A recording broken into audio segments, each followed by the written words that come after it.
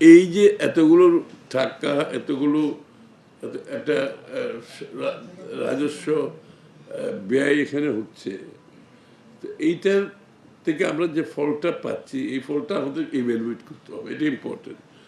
একদম প্রতিনিয়ত আপনাদেরকে এটার ইম্প্যাক্ট স্টাডি করতে হবে, তাদের জীবনযাপনের মান কী আছে এগুলো সব স্টাডি করতে হবে।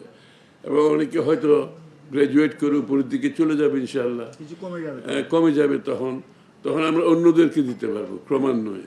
অর্থাৎ এই পর্যায়ে যারা হতদরিদ্র আছে তাদের যাতে কোনো সময় আর্থিক অভাবের কারণে তাদের জীবনযাত্রার মানের উপর কোনো প্রভাব না পড়ে।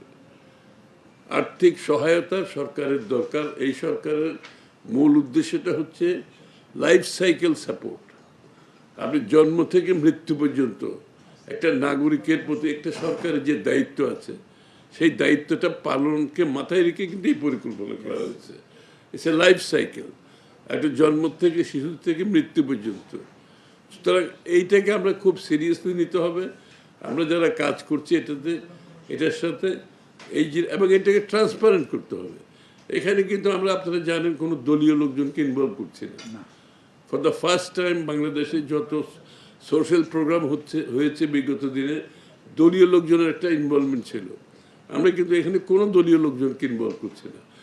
100% সরকারি কর্মকর্তারা, যেটা অলরেডি সাকসেসফুলি পাইলট প্রজেক্ট করেছে যারা, তাদেরকে করা হচ্ছে। এবং সাথে স্থানীয়ভাবে আমাদের শিক্ষিত ছেলেমেয়েরা যারা আছে তাদেরকেও ইনভলভ করতে হবে, কারণ তারা সমাজের একটা গুরুত্বপূর্ণ অংশ। এবং তাদের একটা মানসিকভাবে একটা জায়গায় আসতে হবে, যেটা মানবিক বাংলাদেশের কথা আমরা বলছি।